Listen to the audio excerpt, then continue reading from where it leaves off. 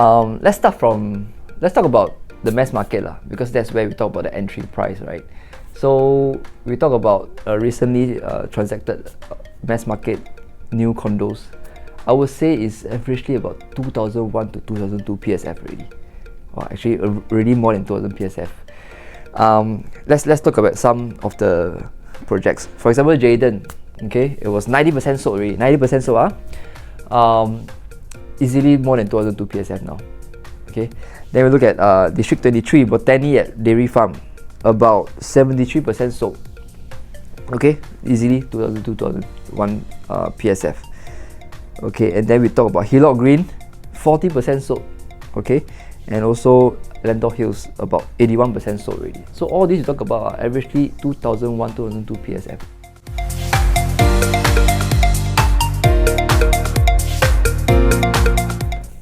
I would say likely to be quite sustainable moving ahead. Yeah, I think generally Singaporeans are getting used to this 2000 above 2000 PSF. If not, you won't see all the percentages sold are pretty quite high.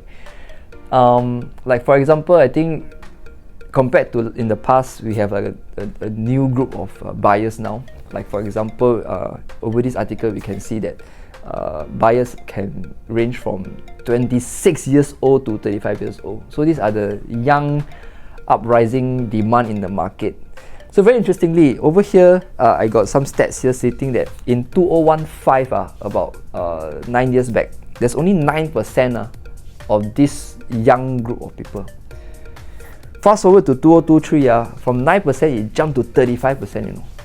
Yeah. So these are the up and rising young condo buyers. Now these people, right, if you talk about 35 years old, easily I would say around 8 to 10,000 income. Okay, and then you know they were able to afford their a condo even with a single name. Okay, and we combine them, they can actually get more. Now, not to forget about parental support. Yeah, today parents are actually more well-to-do. They are able to actually kickstart their kids' first investment, and then they can give them some of the the initial capital to do so. So these are something that we can talk about. It's about 35% of the buyers are actually in this group. Now, another thing we can talk about is that a lot of times people think that is it the foreigners who are actually bringing the price up, but it's not true. Okay, majority of people buying are still Singaporeans. Yeah, so you may say maybe they are foreigners, then they become PR, then they become Singaporeans lah. Yeah, but it's not a lot of percentage lah. Okay, majority are still Singaporeans. So with these are some of the things that I feel that moving forward, it could be a sustainable trend moving forward.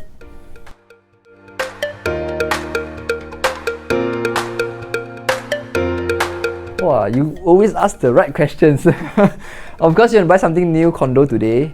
Actually, I got one thing I want to share with you. You can still find somewhere around 1,000, 4,000, 5 PSF. Wow.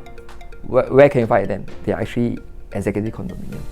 Yeah. So recently, Lumina Grand, they are transacted around this price, about 1,005 PSF like that. Now think about it. 2,001 PSF and 1,005 PSF. The difference of 600 PSF it's a huge discount, you know. So in the EC, this is the perks lah. It's a subsidized rate. Okay, and of course you don't have to worry about ABSD. Okay, you buy EC, you don't have to worry about ABSD. So if you hold a HDB and then you want to go and buy a new launch, right, you have to quickly dispose your HDB so that you will not have to pay ABSD for your private. But for EC, you don't need to worry about that. EC you can buy without worry about this ABSD, and you can still stay in your HDB, and then by the time when you get your keys for your EC, then you sell your HDB, so you don't have to worry about rental or what. So these are the perks of EC. But of course, EC also have their other cons lah. Like it's a restricted product, I would say so. Why? Because you need to be eligible. For example, there's an income ceiling of 16,000. And then you need to be a married couple and so on. You need to fit the eligibility conditions lah. So what are the other cons that I can find in EC is imagine you have to buy and then you wait for it to build around 3-4 years. Let's say 4 years. Then you still got 5 years MOP. This 9 years is locked in. You cannot buy, you cannot invest in other properties. You also cannot sell or what. You just have to lock in for 9 years. So are there opportunity costs that we have to take note also? Yeah. So these are some of the cons that I can think of. One more thing is that the loan, right? The loan is based on MSR. It's not based on TDSR. So if you buy a private, TDSR is about 55%. So 55% of your income is calculated to borrow you the loan. But if you buy an EC, right, you are based on a MSR. It's only 30%. So with 30% of your income, and then you back calculate your loan, right, definitely it's much lesser one. So there is a chance that you need to fork out with a bit more cash. So that is the downside of EC. But of course, with like what I said earlier, 1,005 PSF and 2,001 PSF, with that huge discount, right? What do you think? Do you think it's worth it? Yeah. So that is, I'll let you decide.